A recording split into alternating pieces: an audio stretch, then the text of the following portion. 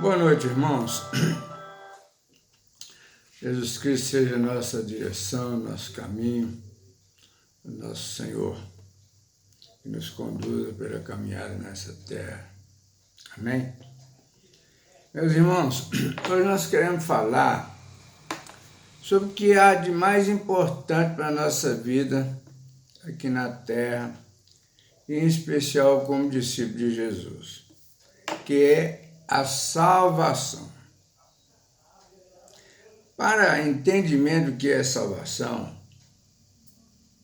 da nossa vida e compreensão do mundo, é de suma importância o conhecimento da história da humanidade. Sem ela, nós ficamos como que buscando alguma coisa para encontrar e sem nunca encontrar. Vejamos por quê. O profeta Isaías, que viveu 700 anos antes de Jesus, ele, como porta-voz de Deus falava pela boca do profeta Isaías. Como que nós podemos identificar a autenticidade do ministério de profecia de alguém? Quando aquilo que ele profetiza vem a acontecer. Não existe profecia de passado e nem de presente, a profecia de futuro. Mas vamos lá. O profeta Isaías, no seu livro, no capítulo 45, no verso 22, ele diz o seguinte: ele está aqui revelando as palavras do Senhor, a palavra de Deus. É Deus falando pela boca do profeta Isaías. Ele diz assim: olhai para mim e sede salvos, vós, todos os limites da terra, porque eu sou Deus e não há outro. Meus irmãos, como nós vamos interpretar essa palavra aqui e trazer para os nossos dias? É aí que eu disse que é necessário conhecimento da história. E para que nós possamos começar a entender a necessidade e a eficiência da salvação em nossas vidas, nós vamos fazer um pequeno relato, bem síntese, da história da humanidade. Num período bem curto. Esse período que eu digo que chamo de curto, nós vamos estar falando no período de 450 anos antes de Cristo até os dias de hoje.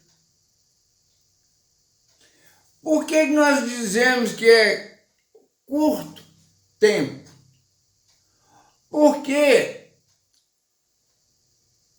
estamos tratando da história antes dos 450 anos de Jesus.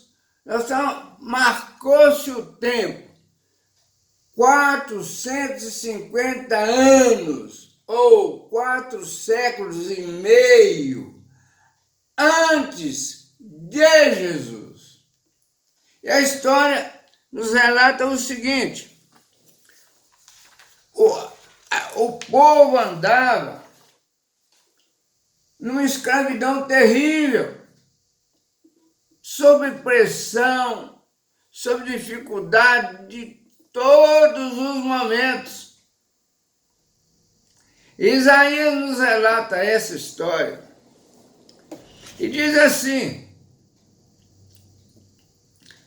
de 450 a 333 anos antes de Cristo, o povo viveu sob a soberania persa.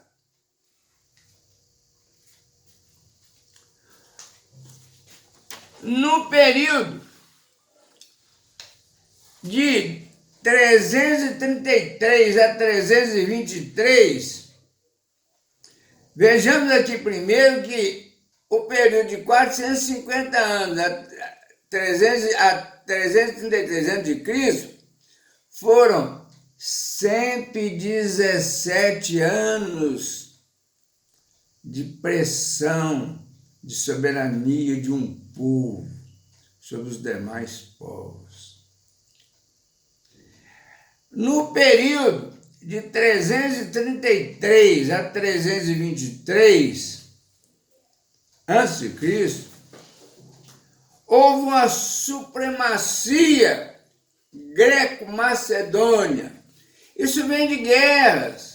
Um povo conquistando o outro, conquistando direitos do outro, invadindo outros. E veio o período da supremacia greco-macedônica. E o povo está sempre pagando, sofrendo as consequências. No período de 323 a 198, período de 125 anos, vem a dominação egípcia. Só pressão. No período de 198 a 166 a.C., foram 32 anos vivendo sob o jugo sírio. O povo sírio impunha as condições sobre todo mundo.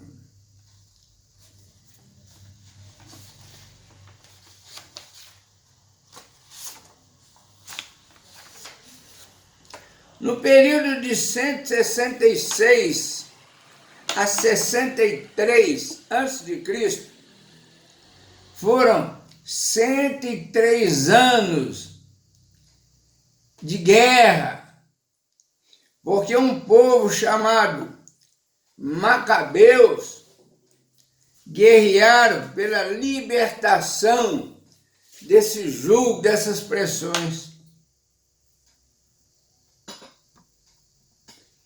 E de 63 a.C. até os tempos de Cristo, houve a intervenção do Império Romano. O que é o Império Romano? O Império Romano foi um período de uma dominação romana. Não romana no sentido religioso apenas, mas romana em sentido geral.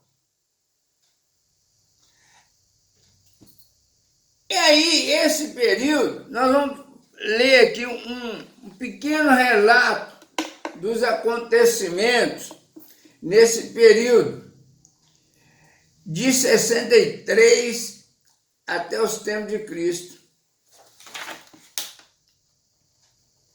no período de 27 anos antes de Cristo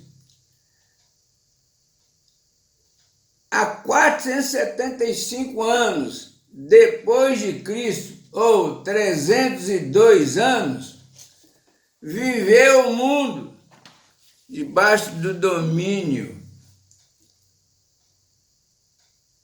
romano, do Império Romano. E a história diz muitas coisas.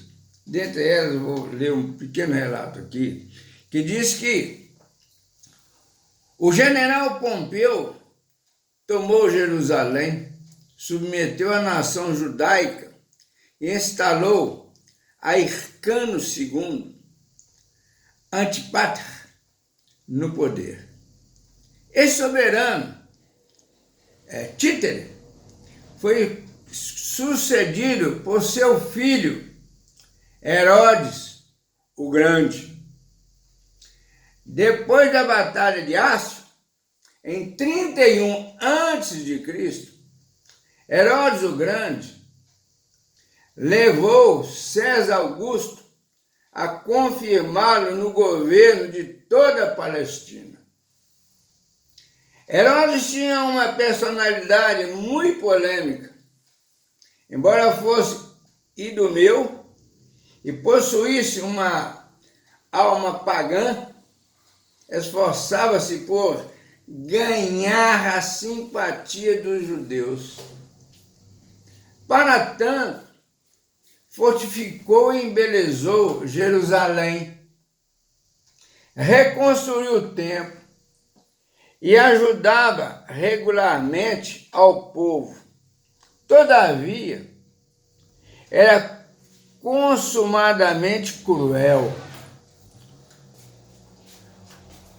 Ordenou a morte do seu próprio pai, Hircano II, e de sua esposa, Mariane, e também apontado como principal responsável pelo assassinato de 3 de seus filhos. Era este o Herodes que reinava na Judéia quando do nascimento de Jesus. Meus irmãos, fiz esse relato aqui só para a gente ter o conhecimento que a vida não mudou em absolutamente nada. E nós precisamos de ter a consciência que a vida não vai mudar. Por quê? Porque aprove a Deus, quando aconteceu o fato no paraíso, que foram expulso Adão para a terra, ele trouxe consigo a maldição. E a maldição está presente no mundo até os dias de hoje.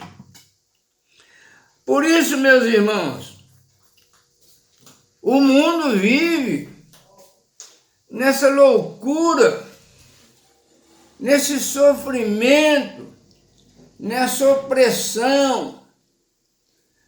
Porque quando a história nos mostra a derrocada do Império Romano, de todos os impérios que foram sendo sucedidos, o último império foi o Império Romano, foi derrocado. Mas nós precisamos de perceber que isto não é uma realidade, porque a história mostra que a humanidade vive constantemente sob pressão, debaixo de uma escravidão, de todas as formas. A escravidão, como tudo, tem se modernizado. Hoje nós temos as religiões que escravizam, nós temos as corporações civis, políticas, que escravizam. A nossa própria condição social nos escraviza. Tanto escraviza quem não tem, como escraviza quem tem. É uma escravidão total. Nós, os viventes mortais, vivemos sob pressão constantemente.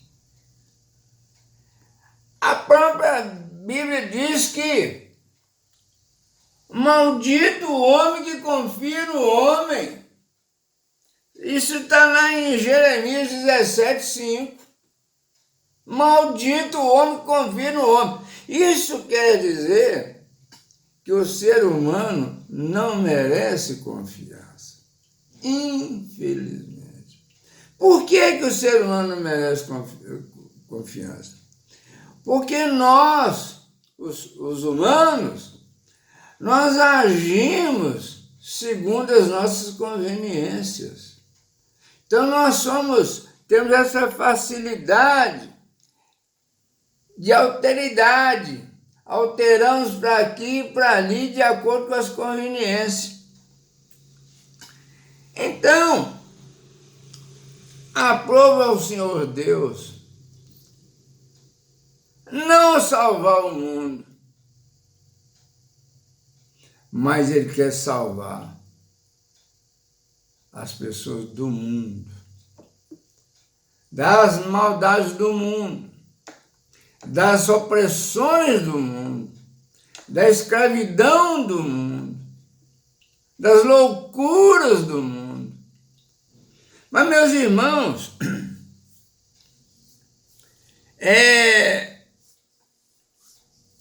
nós aprendemos, as religiões nos ensinam, a cultura nos ensina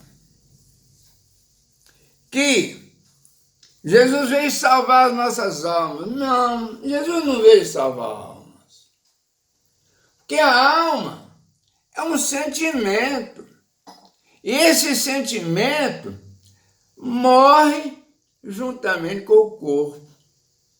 Por isso que as Escrituras ensinam que quando o corpo perece, morre, o espírito de vida é recolhido. O espírito é recolhido. Então, nós precisamos de entender que Jesus veio para nos salvar das condições mundanas. Por isso que o apóstolo Lucas diz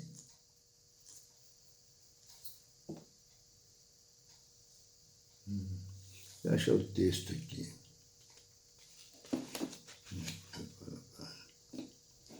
Vai deixar mais aí.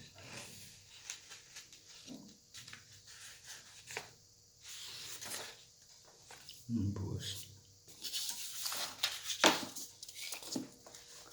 É Lucas 10.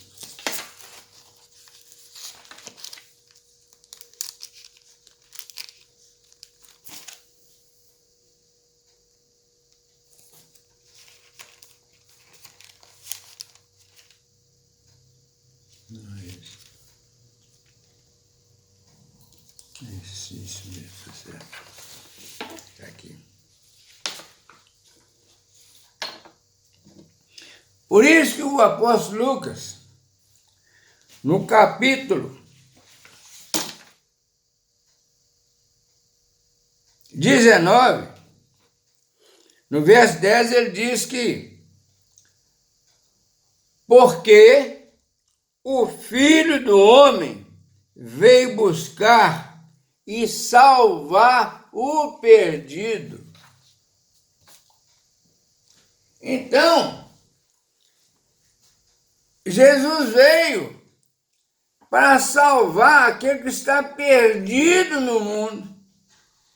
Porque nós estamos perdidos no mundo.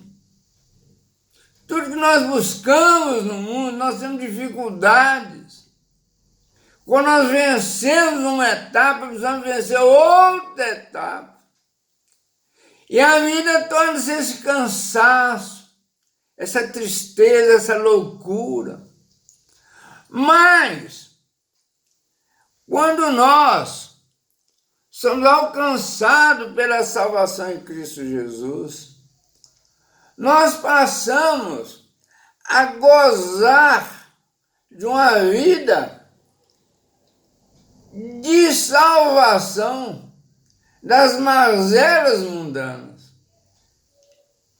Eu até costumo dizer que a salvação, ela é mais ou menos tipo se eu estivesse caído numa enchente, num rio caudaloso, estivesse descendo loucamente pelo rio abaixo e sem saber o que vai me acontecer, para onde que eu estou indo, qual será o meu fim, mas de repente eu encontro uma graminha, algum raminho que eu seguro nele e ele me resiste, ele me tira daquela salvação, daquela loucura dentro daquela enchente.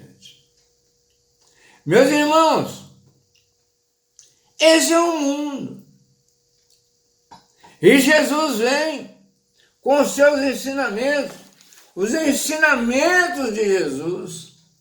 É exatamente esse recurso, essa grama, esse ramo, essa fortaleza que nos resgata desse mundo perdido. Por isso diz aqui, ó, porque o Filho do Homem, Jesus, veio buscar e salvar o perdido. Isso está dizendo aqui, meus irmãos, que o homem, enquanto não salvo, ele está perdido. E nós temos uma experiência de salvação muito importante,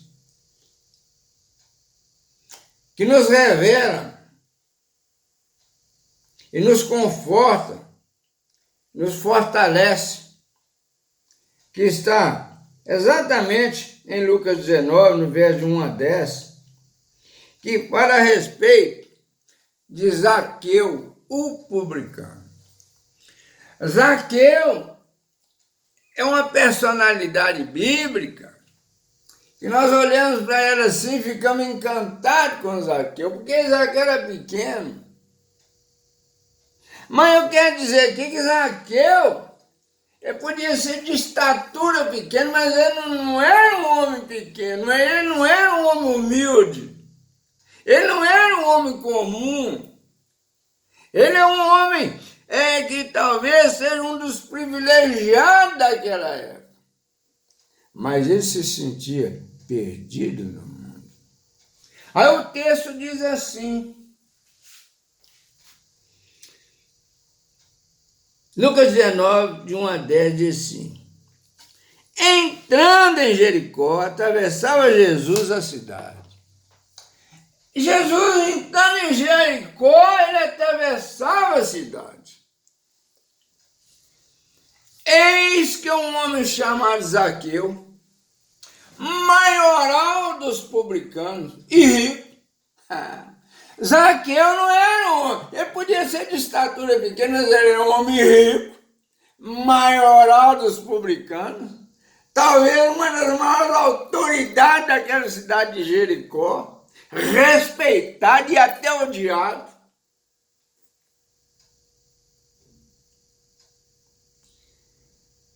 Procurava ver quem era Jesus, mas não podia por causa da multidão, por ser ele de pequena estatura. Então, correndo adiante, subiu a um sicômoro, a fim de vê-lo, porque por ali havia de passar. Zaqueu correu à frente, eu quero conhecer esse Jesus. Pois sabe por que Jesus queria? Você acha que Zaqueu está querendo conhecer Jesus porque Jesus é bonito? Não. Porque falava de Jesus? Não. Ele vivia uma luta pesada. E ele queria se libertar daquela luta. Porque o dinheiro dele, o status dele, a condição dele, a respeitabilidade que ele era alvo, não era capaz de trazer alívio e paz no coração dele. O verso 5 diz que quando Jesus chegou àquele lugar, olhando para cima, disse-lhe: Zaqueu, desce depressa, pois me convém ficar hoje em tua casa. Ele desceu a toda pressa e o recebeu com alegria. Todos que viram isso murmuravam, dizendo que eles se hospedaram com um homem pecador.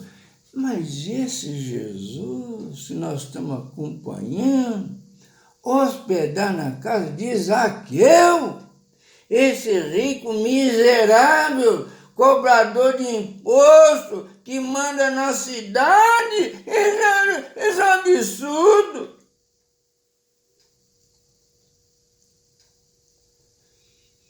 Entremente, Zaqueu se levantou e disse ao Senhor: Senhor, resolvo dar aos pobres a metade dos meus bens. E se não alguma coisa tenho defraudado alguém, restituo 4 vezes mais. Então Jesus lhe disse: hoje houve salvação nesta casa, pois que também este é filho de Abraão. Ele está dizendo aqui o seguinte: olha, o Zaqueu demonstrou ali que ele tinha um conhecimento, ele conhecia a vida dele, como todos nós conhecemos a nossa vida. Nós sabemos quem nós somos. Mas ele tinha essa necessidade de se libertar. Porque ele sabia que mesmo sendo rico, sendo um homem muito importante, ele era um vazio, ele era um perdido no mundo. Quando ele encontra com Jesus, ele abre o coração e ele chega à conclusão que ele encontrou tudo que ele queria.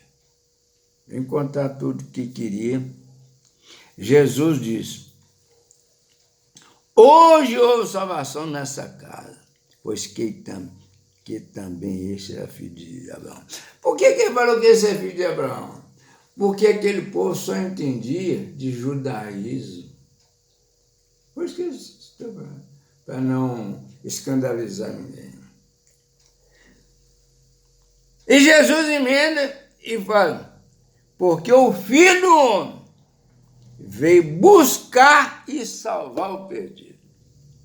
Meus irmãos, eu quero encerrar esse texto chamando a nossa reflexão, para que nós saibamos disso, que não existe solução para os problemas do mundo. Existe um avanço tecnológico fantástico. Tudo que você possa imaginar. Mas a libertação, a salvação, o bom viver, o viver gostoso, o viver em paz, o viver o céu, aqui e agora, só com a salvação de Cristo Jesus.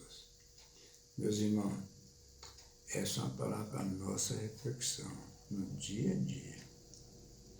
E vivemos sempre em mente que a nossa vida aqui é muito curta, curtíssima, que nós vamos saber fazer a nossa trajetória, para que a nossa trajetória seja branda, alegre, gostosa. Isso é que nós precisamos. E isso só em Cristo Jesus. Pensemos nisso, em nome de Jesus. Amém.